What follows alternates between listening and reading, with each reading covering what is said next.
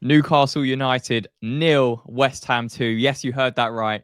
We went to St James's Park, we won, and we kept a clean sheet, Slough. I mean, this goes against everything we were predicting in our previous show.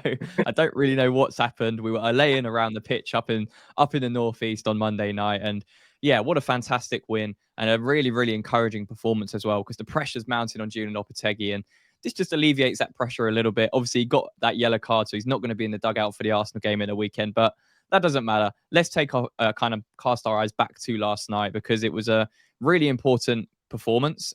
First and foremost, I think we mentioned the performance needs to be there, and the result came as kind of a byproduct of that. So let's start with the team stuff, because I think most people were slightly surprised at how we started.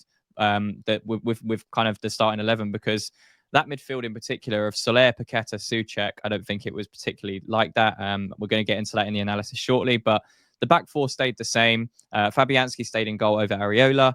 And again, the midfield three of Soler, Paqueta, and Souček, and the front three of Bowen, Somerville, and Antonio. And yeah, as we mentioned with Newcastle, they do have a few injuries at the back. Obviously, Kelly was one of those to come back in. And he had a few tussles with Antonio, which we're also going to speak about. But we touched on Newcastle's quality. You know, Isak, Gordon, Barnes off the bench, Bruno G. You know, they've got the quality going forwards. And this is the stats from the game. So Newcastle just edging possession. Shots were kind of similar, 18 to our 15. Their XG was a little bit higher. They had a couple really good chances in the first half, especially that Gordon one, which kind of increased that XG by quite a lot. They missed two big chances, which were in the first half. And yeah, we actually I think in the second half we had more passes than Newcastle, more shots than Newcastle, and I think it was 50-50 possession. So I think that kind of painted the picture of, although it was throughout, we were pretty good throughout the 90 minutes. I think the second half was where we really pushed and put us foot on the gas and took control of the game. But let's go and start with the first kind of 15-20 minutes, Slough. Settle in at Newcastle. You're away. It's a Monday night. It's going to be very tough. How did you find our opening kind of few minutes, settling into the game, the way we were playing? Because, immediately off the back, we could see that, Soler and Paqueta in particular were playing a little bit further than Souček to start with. Souček was sitting in the base, and we were almost playing like a 4-1-4-1. And then Paqueta and Soler were dropping in a little bit deeper when needed to. But it looks like we went there with the intention of pressing quite high and putting Newcastle on the back foot from the get-go. Yeah, and I think, I have to hold my hands up, and I owe Carlos Soler an apology, because I tweeted that maybe we should cancel his loan. But in my only defense is that really, I think we were so used to him being shoehorned into different positions. And yeah, he wasn't fully fit, but, you'd still expect him to be playing in his position that he favours. And last night he was brilliant. I think he really took his chance coming into the side, and a part of that reason for cancelling his loan was I'd actually completely forgotten that Guido Rodriguez existed. As soon as he said about not wanting to, or the rumor is that he doesn't want to be at West Ham anymore, my brain just went, oh, he doesn't exist anymore, and I completely forgot about him. So I have to hold my hands up and say, I'm more than happy to be proven wrong by a player. I think he was brilliant last night. And when we looked at Paqueta and Soler, the fact that there were two players who were moving and in sync with each other, they were providing an outlet at every point, and also particularly Paqueta willing to take risks and try little flicks and passes to one another. They had the agility to provide an outlet for each other as well, which is something we've lacked with Edson Alvarez and Rodriguez in particular. But really impressed with both of them last night, and I think it's a big ask for Paqueta to keep putting in performances like that, but I do think if Soler and Paqueta can keep repeating those performances, then dynamically until January, I think that would be how I set up for the remainder of this period, to be honest. Yeah, I agree. Yeah, no, I agree. I think they were excellent. And, the first mind game or psychological win that we got over Newcastle actually came before we even kicked the ball. And I know you mentioned it before, Slough, that Newcastle's pitch is on a slight downward slope attacking their end, so away from the away fans. We won the coin toss and decided to attack towards our away fans in the first half. So we were going up against it in the first half, but second half it made it a lot more easier for us to control the game, be a bit more aggressive. And as Newcastle fatigued, they were the ones, facing that uphill battle, so to speak. And that played a massive. It's the first psychological win of a game. Of course, there's loads of different nuances, but just having that little edge as a player in your mind definitely helps. And yeah, set pieces is something we've been outstanding, exemplary at over the last few seasons under David Moyes. We haven't had that same success so far this season. This was, going into this game, we hadn't scored a corner in the Premier League just yet. Newcastle, on the other side of things, hadn't conceded a goal from a corner or a set piece in the Premier League so far this season. So the fact that we would manage to kind of capitalize and get that first goal from a set piece like we did, Slough, it was a massive confidence boost. And, we're going to go through it here, how we worked it. But it was almost, Souček finding the space where he needed to. We can see here how everyone's kind of grouped up. Souček at the back there, just 10 minutes into the game. Most of the focus is on Todibo and Kilman in front of them. Souček kind of just hangs back, which you'll see from here. So Todibo, Kilman, they all rush in. And there's Souček just hanging back. Emerson puts in a fantastic ball right onto the head of Souček. And to be honest, he's kind of untouched. He's kind of unmarked. And he gets a free run at it. Obviously, Newcastle defenders are quite static. Souček's running onto the ball. And he gets a really good connection on it. And yeah, we saw the famous Souček spin back in action once again. And yeah, how much of a confidence boost more than anything was this, Slough, to get that early goal, especially when we've already had that psychological win from the kickoff with the coin toss as well? I think it was massive for us, and I was kind of worrying about whether I should say this or not, but really this is kind of what I think most people were expecting when Lopetegui came in. This is the sort of style of play that we were expecting, and I think part of the reason there was such a kind of disappointment around Lopetegui was because we didn't really see too much of a style of play change from David Moyes. And I think the best parts of Lopetegui's management or style have generally been, the sort of counter-attacking set piece usage and how he can combine that with keeping possession. We saw all of that last night, particularly in the in opening stages where I think we played really well. And this our set pieces have been crap for a while now, particularly at the start of the season. And this was the first quality delivery from a corner that I can really put my finger on and say all he had to do was connect with it. It was so well delivered, and Souček, when you give him that much room, he's going to punish you aerially. I think he deserves a lot more recognition. I've been very vocal about how I view Souček and the fact that I see him as this sort of blunt instrument. But if you keep putting in balls into the box like that, 9 times out of 10, he's going to work the keeper or he's going to get you a goal. And this is what we need to start doing. Moving away from this notion of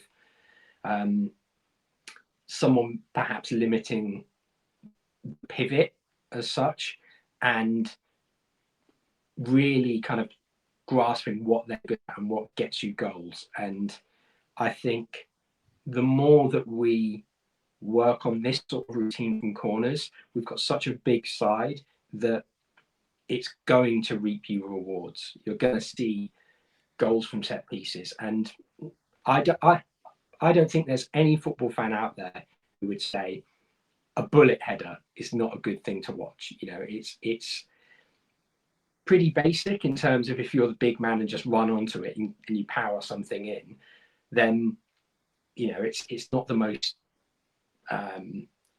eye-catching goal, but you love to see them. And I think we need to start adding these sort of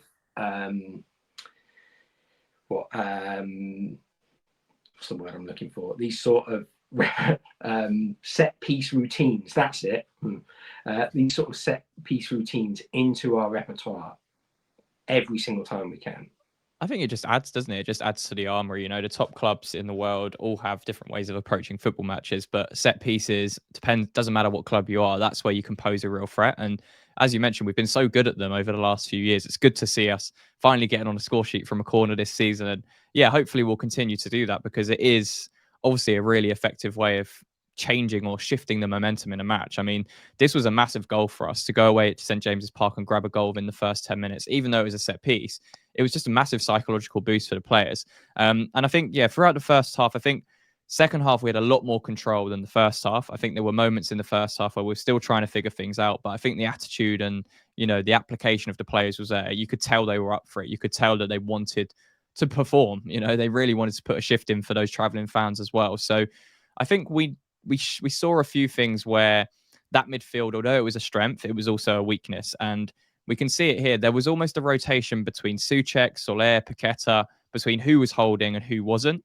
In this case, it's Souček and Paqueta who have dropped a little bit deeper. And you can see there, Emerson's then one-on-one against Joe Linton. The ball comes across, finds its way to Willock. And because we are a little bit stretched in that midfield, there is a bit of space for Newcastle. And this shot inevitably goes wide in the end. But it was that kind of thing that we struggled with in the first half in terms of, trying to maintain that balance in midfield. And I think because we were, chopping and changing who was dropping deep, how we were playing, how we were building up, whether we were resetting or trying to play high, it added a little bit more complication. But it also meant that it was a little bit more effective in terms of Newcastle not knowing what we were going to do. I think in the first 15, 20 minutes, we were playing a really, really high line, almost too high of a line at times, especially, as we mentioned, in the first half when Newcastle are playing with the heel, playing with the wind. In that instance, we maybe should have dropped a few yards. In the second half, we were playing that high line, no problem, because we had the recovery pace. We had the wind with us. We had Fabianski sweeping. So it worked a treat. In the first half, I think we were fortunate in moments, but I just wanted to also kind of illustrate how it was effective and how Lopetegui is trying to place the importance of having those ball playing midfielders to build up and create chances for ourselves, even in those deeper positions. And we saw it throughout the first half. Soler and Paqueta were the ones actually dropping deep. And Souček was almost being that phase 2, phase 3 number 10 or phase 2 player to win the second balls. And Lopetegui almost said, Souček, don't get involved in the build-up here. I trust Paqueta and Soler to be the ones to drop deep when we do have possession in these areas. You can be involved in that second phase. And we saw this, the success and the negatives of doing that. But this was an occasion where it worked really well. So we get the throw in. Todibo, it kind of draws in there, Isak there. Paqueta and Soler, you can see they're kind of at the pivot. Souček way in front of them. And what I thought Antonio did outstandingly well, considering the amount of fouls that he doesn't give, is this type of action. And, it's something that for a 34-year-old is very difficult to sustain for 90 minutes, which we know he can't. But in the first half, I thought he was fantastic at this, and he should have got more fouls than he did. I thought it was a good battle between him and Kelly, but I thought Antonio won most of his duels, to be honest, and the ones he didn't, I thought were fouls. And in this instance, he manages to get the better of Kelly. He holds it up really well. And suddenly we're in. And I thought Newcastle were way too open themselves, to be honest. And Antonio, the one who was holding it up, plays a really nice pass out wide to Somerville. And then we recycle it. So we've gone from playing really deep through Todibo with Soler and Paqueta dropping deeper to this position where it's still Soler and Paqueta as kind of the deepest midfielders. But this time we're in a much more dangerous area. And this is where Soler and Paqueta will get the best out of both of each other. It's in these types of positions where we're controlling a game. Newcastle are almost a little bit pinned in, and they have the freedom to connect play because the first pass from Soler goes into Paqueta. Paqueta then plays the first time pass into Bowen, and Soler runs off of it. Bowen then recognises that, plays a first time pass into Soler, who's done really, really well to get into that position. And it's a shame that the finish wasn't there to match. I think he just rushed it at the final moment and, blazed it wide. But you can kind of see there how Lopetegui adjusted his tactics. He didn't just say to Souček, sit in and, sit in that base, and Paqueta, you stay high, or Soler, you stay high. He trusted them to get on the ball. And that was a recurring theme throughout the 90 minutes. And that was an occasion where we saw that, first instinct of a link-up play between Paqueta and Soler, and just how much more comfortable a player like Lucas Paqueta is when A, he's deeper, and B, he has another ball player in that midfield with him. Too often we've seen it's been Souček and Guido or Souček and Alvarez playing with Paqueta. They're not players that are going to, pass and move really quickly or make that burst forwards like he did to get the shot off in this instance. So how much do you think Paqueta's going to benefit from pivoting with someone like Soler in the midfield? Because examples like this show that we are quite dangerous in defensive and offensive positions with them. Well, I really hope this is going to be a turning point for Paqueta this season in particular. We don't know what's going to happen with the gambling charge, but in terms of on the pitch, I think having a player who he knows is going to give him an outlet, give him, be able to give him an extra flick back. It sounds a bit reductive, but someone who you can trust is going to take a quality first touch and be able to put it back into your path. We saw it a couple of times where Paqueta tried to do little flicks and they didn't pay off.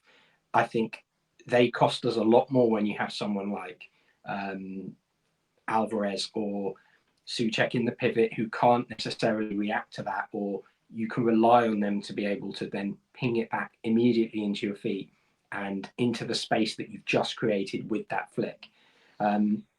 I think those two can be a massive factor in terms of our creativity, and we saw it in that first half where even against the slope, we were creating pockets of space that moved us forwards and allowed us to play balls into the area. And all along we've said that Paqueta is not a 10. I think it's when you play him as a 10, it takes away so many of the good parts of his game, whether it's his tackling is not as bad as people would make it out to be, but his body strength is what is really deceptive for someone of his size. And you just mentioned Antonio before. It's interesting to have such a sort of comparison of players where Paqueta uses his body and wins fouls so often. Antonio uses his body and gets nothing. And I think, like you said, Kelly could have easily been or should have been on a yellow card in that first half. Like, I'm not He ripped his shirt off him. He had to get a new shirt, and we still didn't get the foul. I'm not going to read too much into that because we know he does clip the shirt, and with this it's a foul, man. It's a foul. But with this new fabric, it does tear a lot. And look, I like the physical side of football. It's probably part of why I might say something a bit against the grain with the Wilson decision later on. But I think I like the physical side of football, and he should have been on a booking.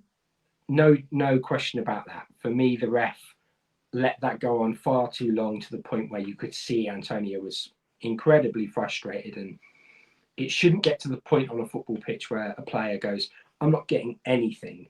Like, it's clear that he was being fouled, and there has to be a repercussion for that, or else you lose control of the game, and you risk it getting out of hand, either Antonio boiling over or something in terms of him having to go off because the manager sees it, and that shouldn't ever happen. But I do think that when you're talking about that midfield pivot, what Paqueta does so well is use his body, and like Antonio does, it's about how we create space for others, and that's something that Antonio has always been quality at. His passing may sometimes let him down. That in comparison to Paqueta is, it's night and day. But I think the things that we were seeing, the creation of those pockets of space, and the way that we quickly moved the ball when we were in those pockets was a nightmare for Newcastle to deal with. Yeah, no, I completely agree, and you made a really good point on Paqueta.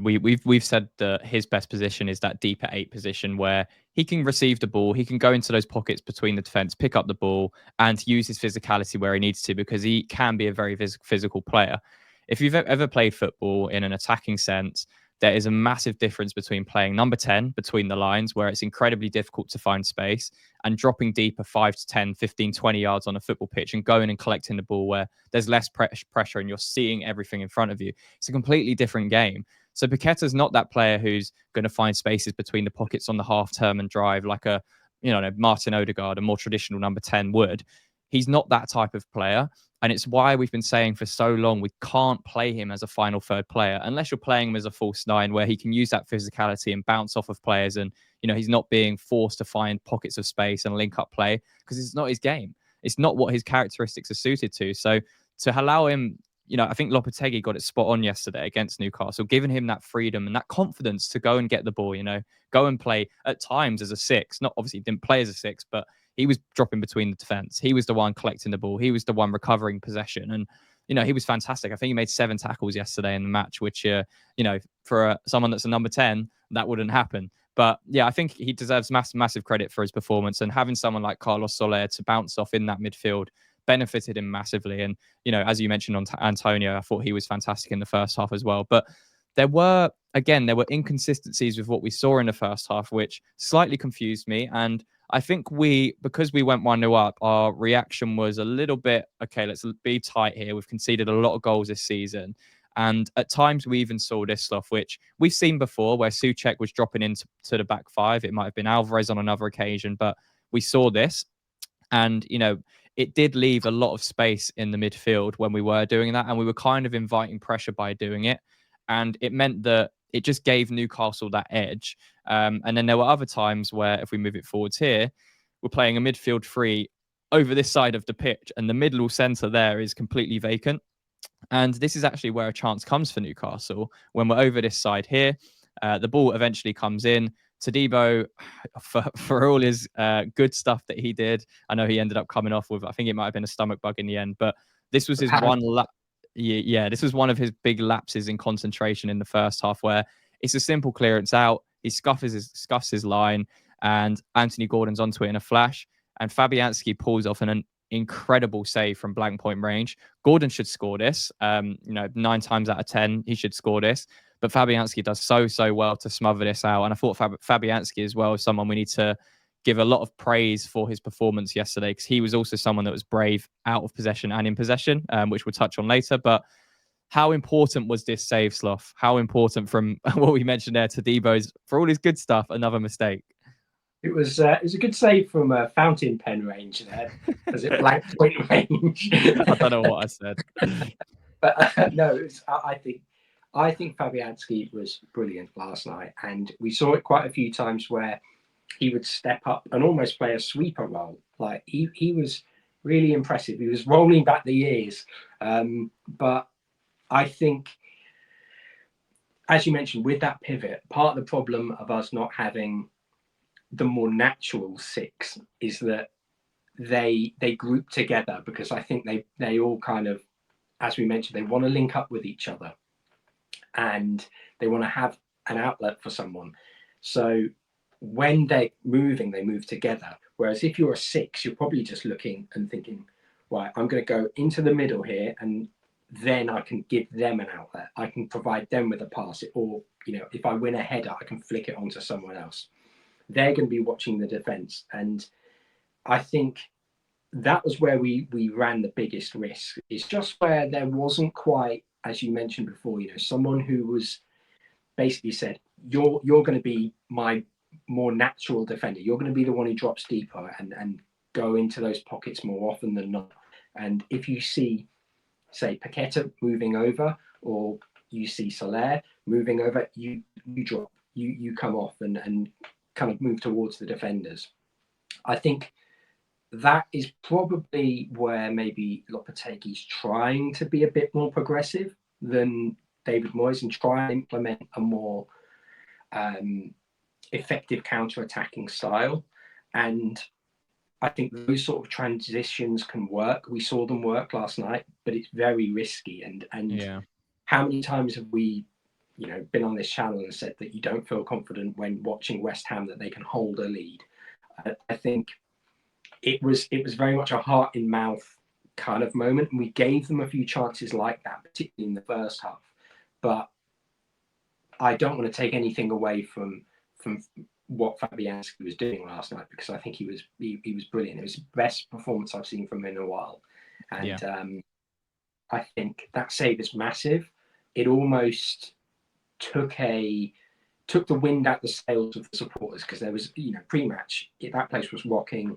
They had all their Isak stuff up, and it was it was something really to see. And we managed to stifle that, and the crowd just couldn't react. They couldn't get behind the players, and I think we have to give a huge amount of credit to the away support, because I only watched it on TV. I'm not one of the hardcore who went up and got their scarves from Anton Ferdinand and Marlon Harewood, but they were rocking, and you could hear them singing for the entirety of the game, pretty much. And I think you could see the players reacting to that at times as well. Yeah. The Newcastle fans didn't quite manage that. However, they didn't really have anything to cheer because they looked quite lethargic. And I think when those chances fell to Isak in particular, you've expected the net to bulge. And I think maybe they were a bit flabbergasted that they didn't. Yeah, I think it was a bit of both, really. So I think there were moments where Newcastle fans were behind them and trying to rally and trying to give them something to boost them. But I think even on as you said, we watched it on TV, didn't get tickets for this one, but even on Sky Sports before the game, Jamie Carragher and I forgot who else it was, Thea Walcott, sorry, just not giving West Ham a chance, laughing at the chance of West Ham getting something from this game. So I almost think there was that expectation that Newcastle would just go there, walk sit and walk out, which we've said in the Premier League time and time again, you cannot do, and you will get caught out if you're complacent. And I think there was a level of complacency from Newcastle going into this.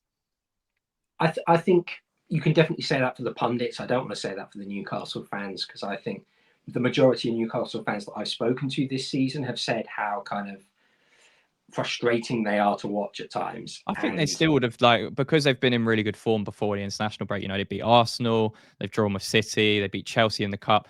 They'd expect to come here on a Monday night and beat West Ham. I think there was that expectation. 100%, and rightfully so. But I think watching how we performed, they would have known after the first goal that it's a kind of a different animal from what we'd seen previously from West Ham or in recent weeks. I think, I don't want to play down the Newcastle fans. They're great, but I think maybe it was just a case they took the wind out of the sails. We did that quite early on, and Isak had an off game, and I think you could feel that in the stadium. But obviously, if you're there and you disagree, let us know what you thought of the atmosphere. But I thought, particularly from the TV, it sounded like the West Ham fans were the ones making the most noise across the course of the game. 100%, and that's always the majority of cases with our away support. We do have. People say we have the best fans in the league, but we genuinely do have up there with the best support in the league, especially away from home. And that definitely relays to the players, especially when you have a 1-0 lead so early on, and you hear that noise from the crowd on a Monday night, and you've kind of silenced that pre-game atmosphere from Newcastle. As he said, it was building up with the Isak stuff. So yeah, I think back to the point about playing a 6 and not playing a natural 6, I think that's where we came a little bit unstuck at times.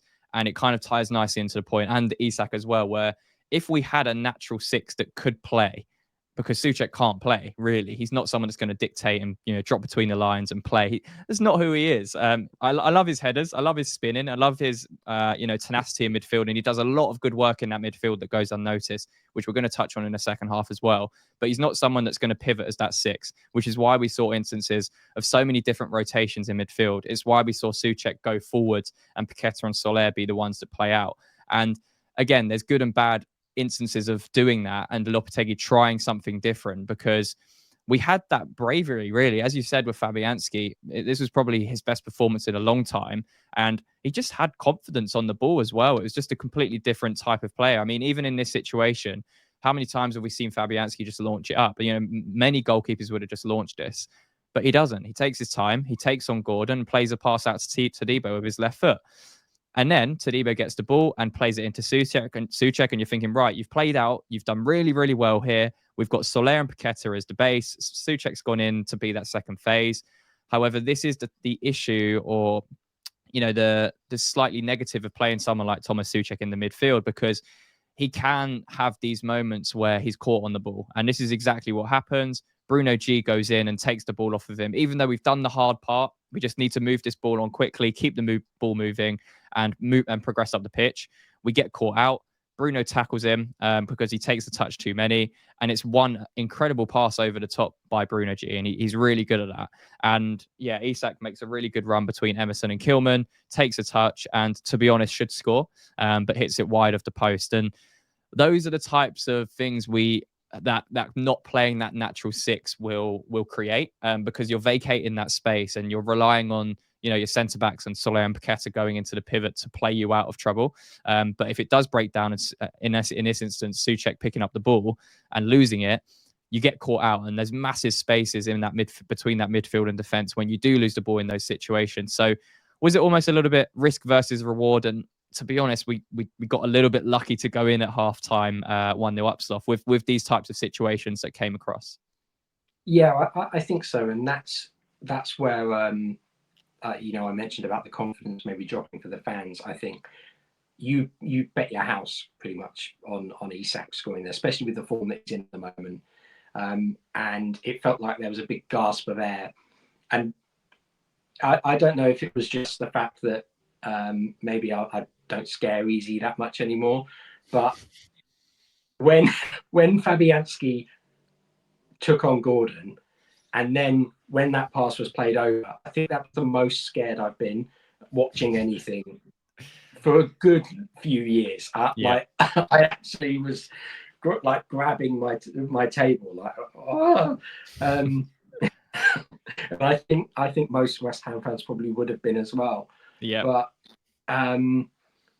I think having say in January, if we can go out and get, we don't have to get a natural six as such. I think if we get someone even like Joe Bellingham, whose defensive game is really good, but his progression and carrying of the ball is really strong, or someone like Cristante Souček, who can also perform those defensive actions but carry the ball and has that physical element to his game, they will be huge, and they will be the protection. I think we do, to be honest, Sloth. I think we need a six. I think, look, it's one of those things where if this is how we're going to try and play, and we're going to try and progress it out from the back, then we need a very specific kind of six, and we need someone to be ball carrying and all action. And I think those are the kind of players that you want. You know, Joe Bellingham for me is showing enough in his defensive game that he can get stuck in and try and do that, but carry the ball as well. Cristante Souček is maybe a bit more natural at doing that and offers a bit more physicality, but I think they can be those progressors and carry the ball forward. And when I look at the six role, I think Edson Alvarez has been exposed at multiple points this season, and I think we need someone who's that bit more progressive and offers that sort of 8 style to cover for when Paqueta or whoever we might play in that pivot. See, I would rather sign a 6. So with Guido and Alvarez, I don't think they're mobile enough, and Alvarez is just not. He's just not good enough this season, especially, and you know he's not got the mental ability to kind of stay in a game and not go into rash decisions. And I just think if we had that 6 who can dictate and can control the tempo of a game, but also isn't ridiculously slow and can keep up with the pace of the Premier League and can cover where needed, that would then free up Paqueta to play alongside someone like that.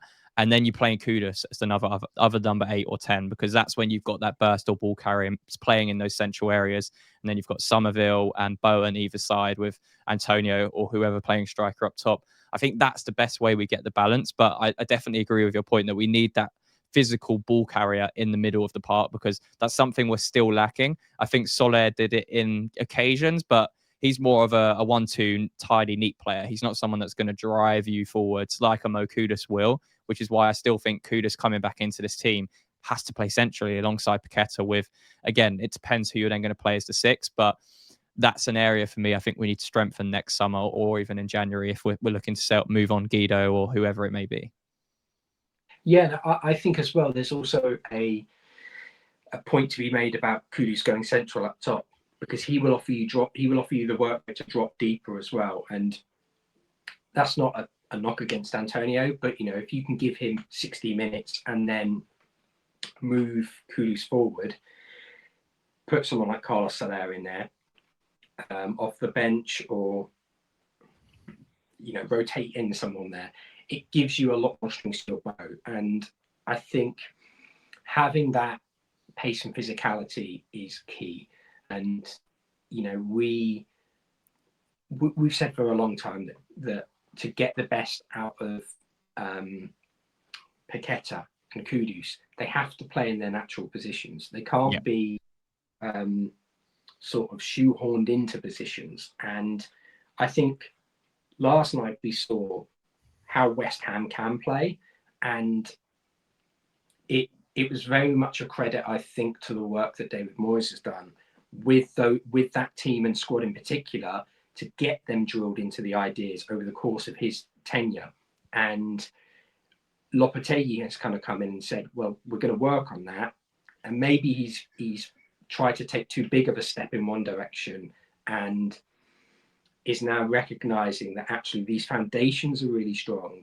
What we have to do is capitalize on them. And maybe we can take more risks there. We can get someone like Soler in who's going to do that. And that's how I think we take the step forward into January and the summer, where we can add and try and take another step forward if that's what we want to do.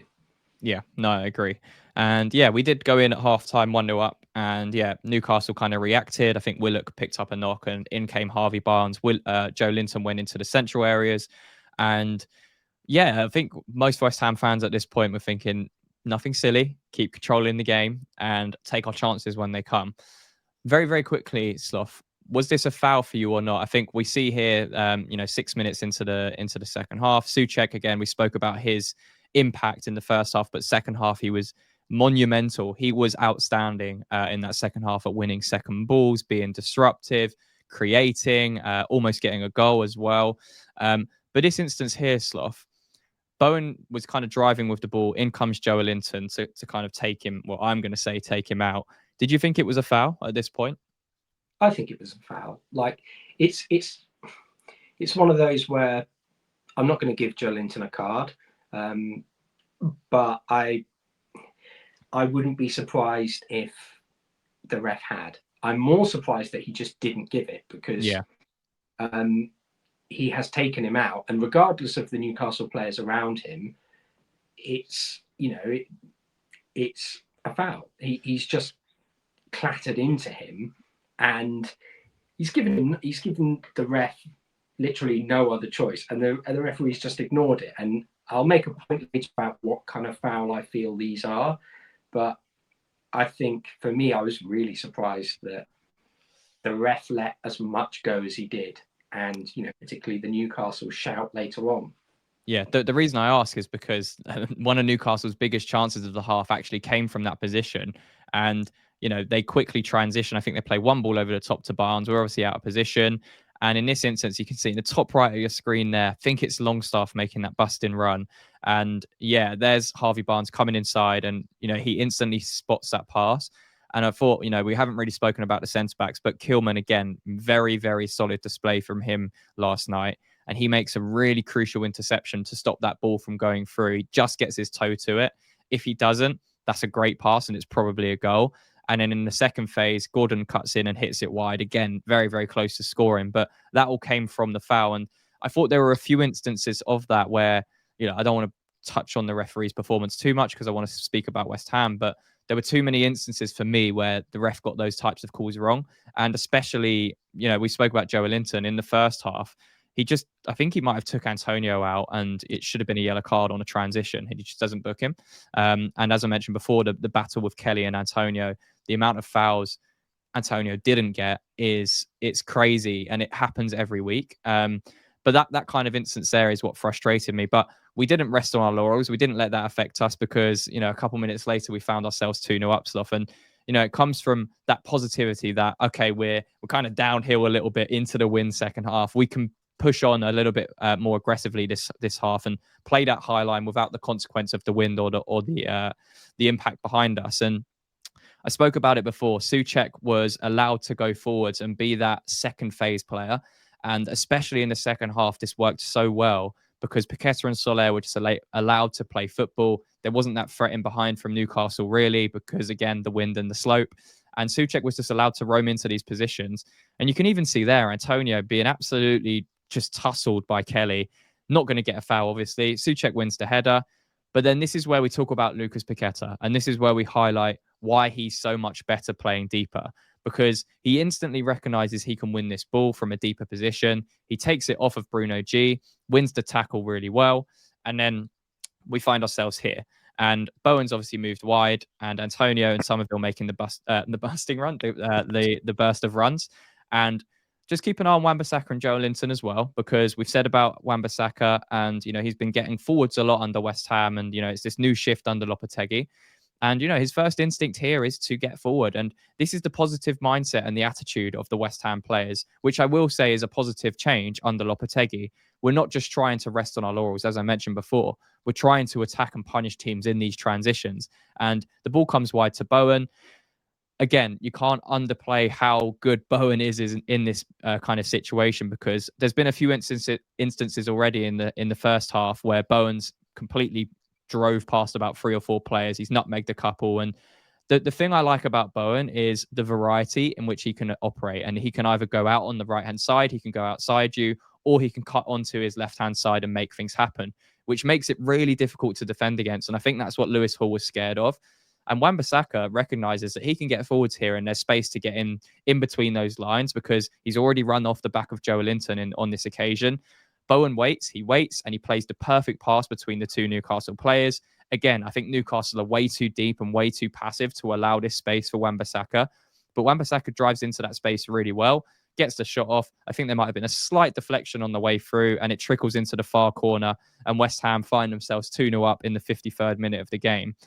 What are you thinking at this point, Sloth? Because for me, that epitomised and set the tone for the second half for West Ham, and the confidence this gave us as a team was insurmountable. That the difference we saw from this moment forwards was just so important.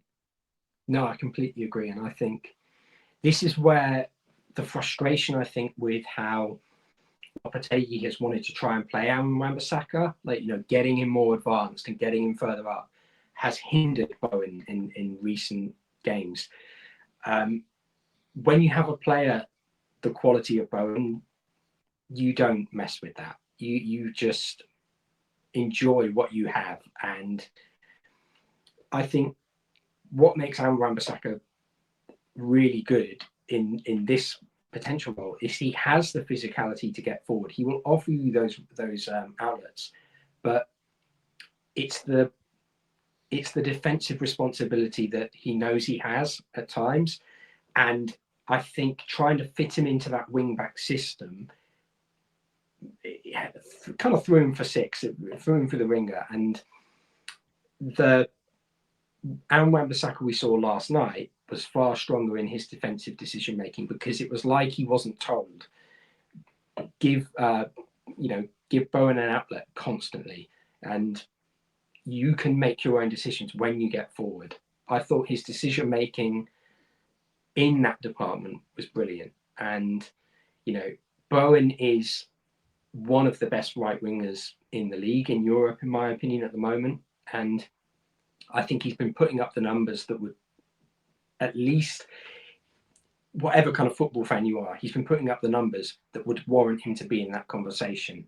And, I kind of waxed lyrical about Newcastle's wing-backs and their full-backs in our preview, and said just how talented they are. And I expect them to be England's long-term full-back options. And I haven't changed that at all. I do expect them to be in and amongst the squad.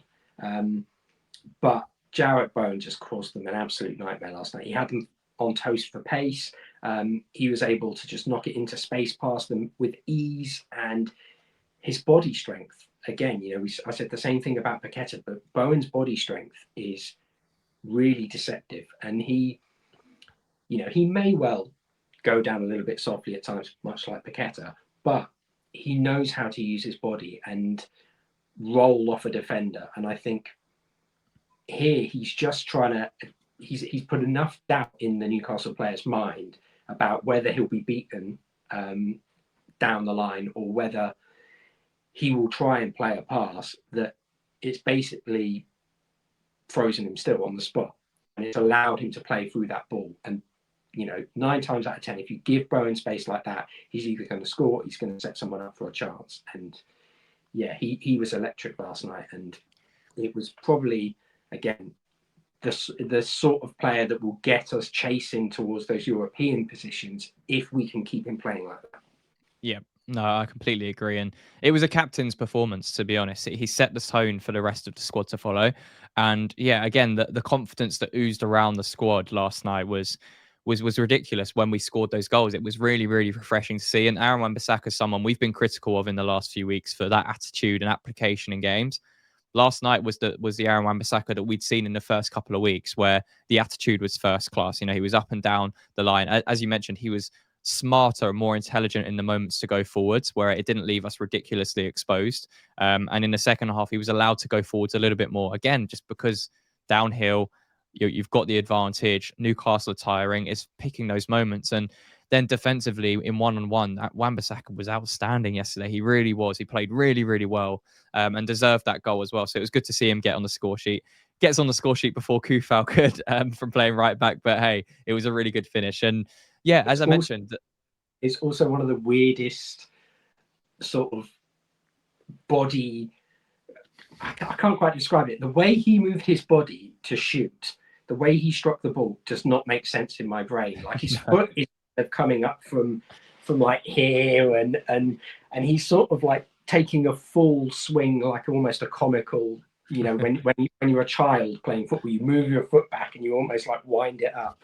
I think because of that, it almost put a doubt in the mind that he would play it across the goal. Yeah. But I don't know. I don't know if it did take that much of a deflection. But I'm really happy for him to get on the score sheet, and this is what we wanted to see. I think he replicated the sort of performance level we saw at Crystal Palace when he was playing, and yep. giving Bowen that, and that's what we want from him going forward. 100%. And as you mentioned there, the confidence that created within the squad, this is just a minute after scoring. Look how high up we're playing. Again, I mentioned about the wind and the field tilt being such a big importance, and it really was. And it just gave us that confidence to step a little higher. Again, I'd like Emerson to be in line with his defense here, but you can see here we're just even the midfield smothering, Somerville coming in to smother them, and we win the ball from that situation. And we play a long ball. I think it goes back to Fabianski. Fabianski punts it long, again, playing downhill into the wind. And we're just there to react. I think that's where we've often lacked this season. We've been too reactive to what the opponent does rather than kind of giving ourselves the initiative. And, Kelly heads it into no man's land here after Antonio has chased it, which is, again, fantastic from Antonio. But Bowen's already there. Bowen's full of confidence. Bowen's ready to get in on Joelinton and win that ball. And he does. Like, he makes it his own, and then he drives forward, and in this instance gets the shot off, and it's saved by Pope. But the way we approached the game in the second half, I really, really cannot understate how impressed I was by everyone on the pitch. And going to St. James's Park is an incredibly difficult ground to go to. We mentioned it in the preview. They've lost 2 games this calendar year at home in all competitions, and one of those was to Man City, one was to Brighton this season. They are extremely difficult to beat and do this to away from home. And again, we showing that bravery when we've been through the form that we have, when we're under the pressure that we are, is kudos to the players and also to Lopetegui for how he instilled that into the players and that belief to drive forwards, even at 2-0, 1 minute after scoring. The mindset isn't let's drop deep and protect, although there is a little bit of an element of that, but there's also, we can play high, we can continue to be aggressive. And, it's the thing I kind of want to finish on here, because the way we approached the game and the way we won those phases of second balls and, really got at Newcastle was, for me, what made the difference in the second half. And it's what got us over the line. It wasn't, all of the amazing defensive work we did. It was actually when I say defensive work, I mean, in our own in our own third around our box, because I thought we did that excellently as well. But it was these kind of situations where too often this season we've come out second best. Souček wins the first ball that comes across and he hooks it forward. Souček again wins the second challenge. I think that's on Harvey Barnes in this situation. And then it pings back. And again, Jared Bowen wins the third second ball against Lewis Hall. And then from that situation where we've won 3 50-50 challenges, we then found ourselves in this situation where, again, we saw the link up play between Paqueta and Soler. You can see how high up we are, how many bodies we have forwards, how pinned in Newcastle are. Just 3 or 4 minutes after scoring our second goal, Paqueta plays a really nice pass to Soler. Soler's confidence was night and day from what we've seen. He plays a lovely kind of chip through ball over the top to Somerville. He can't get his shot off. It eventually comes out to Souček, who we said started the move, winning 2 second balls. That shot gets blocked. But then we're not just there to hang around. We're there to keep Newcastle pinned in. We're trying to score a third goal. Look at Kilman and Mavropanos here. We're in their half. We've completely boxed them in. Every other West Ham player is in there. You can see Wan-Bissaka's ready to go forwards again. Paqueta's coming deep to drop. Emerson's up there on the left-hand side. And we almost get a third goal from this because Bowen plays it into Paqueta. Souček's still playing high. And again, we spoke about Paqueta from deep. It's a fantastic reverse pass. And to be honest, it's way too much space from Newcastle. This shouldn't be allowed to happen. But Paqueta, even on his right foot, is able to find his pass. Again, it looks a lot more simple than it was in this situation here.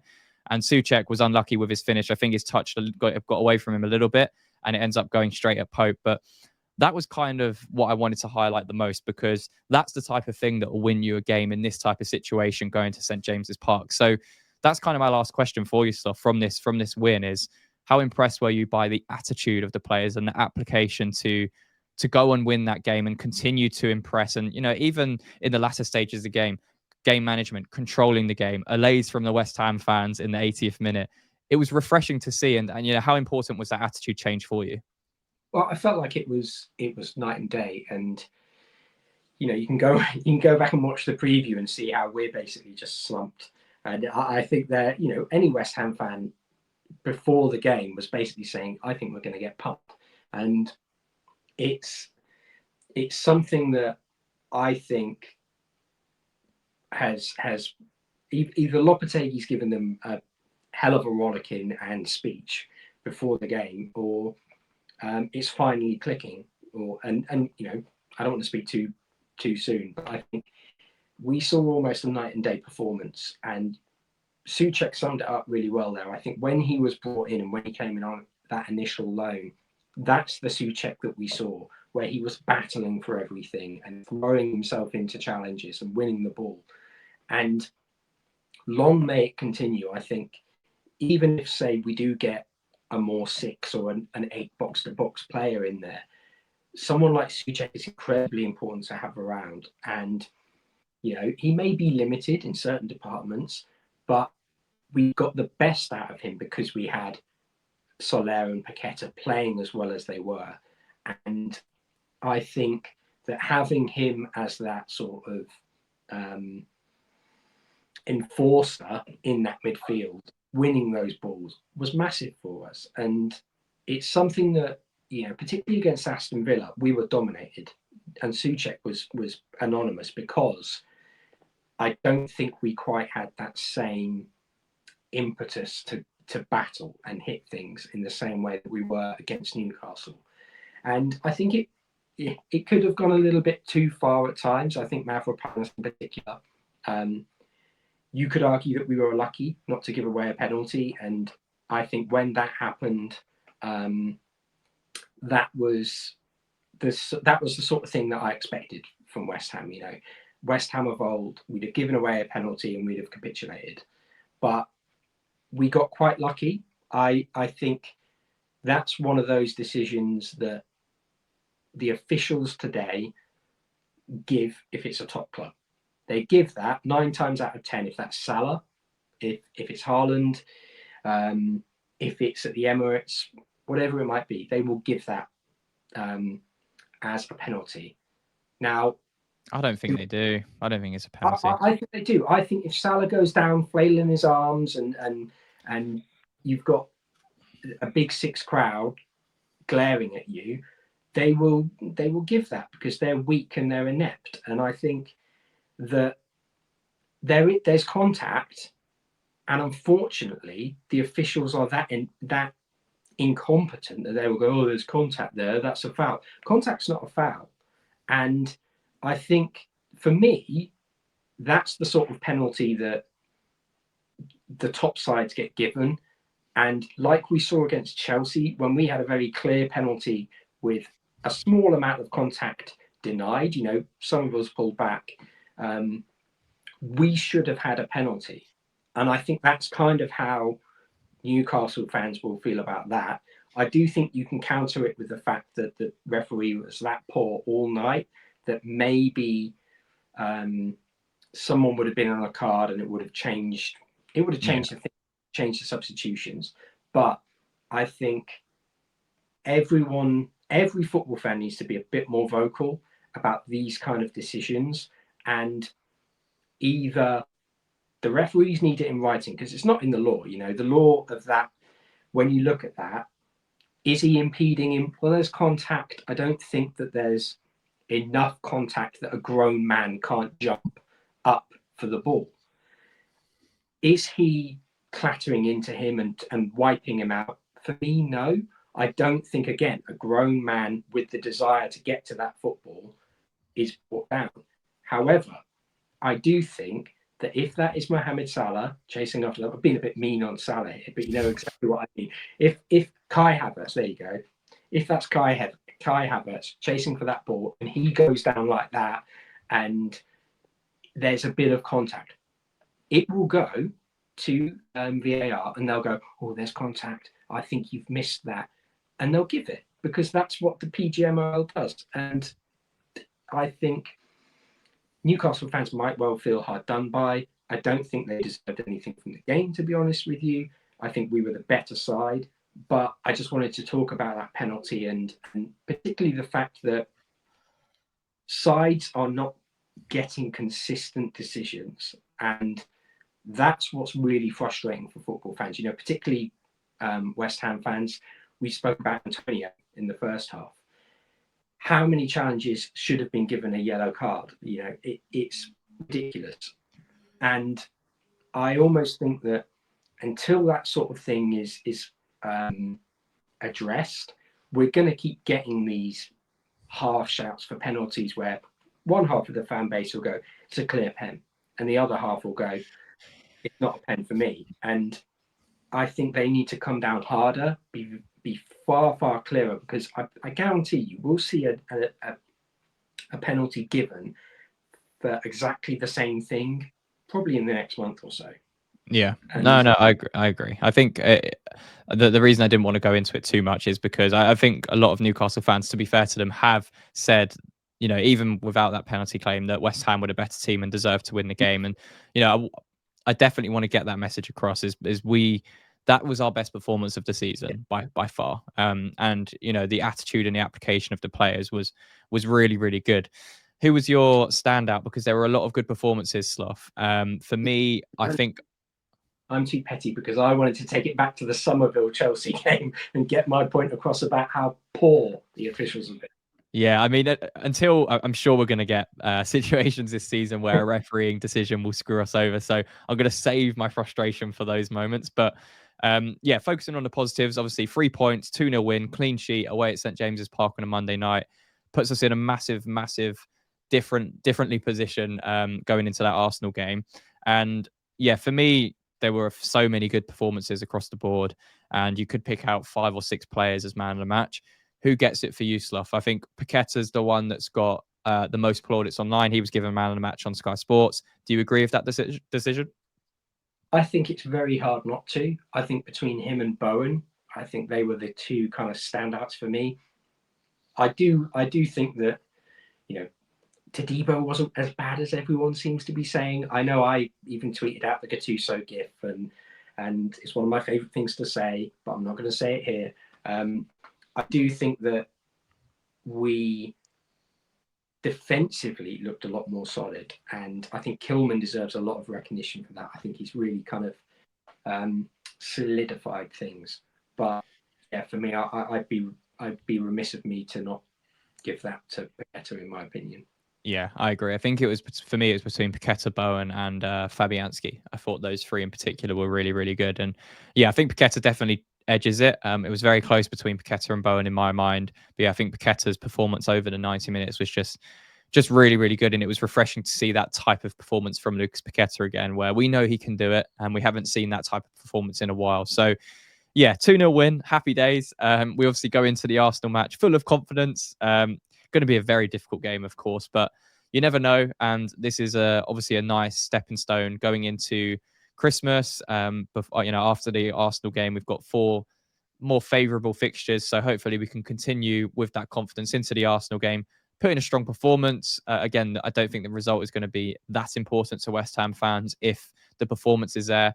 And then that gives us the confidence to go on and continue with the next 4 games in December, around Christmas time. So, yeah, that's going to be all for today's breakdown. Make sure to leave a like on the video if you did enjoy. Subscribe to the channel if you are still watching at this point, and we massively appreciate your support. And Slough, until the next one, come on, you Irons.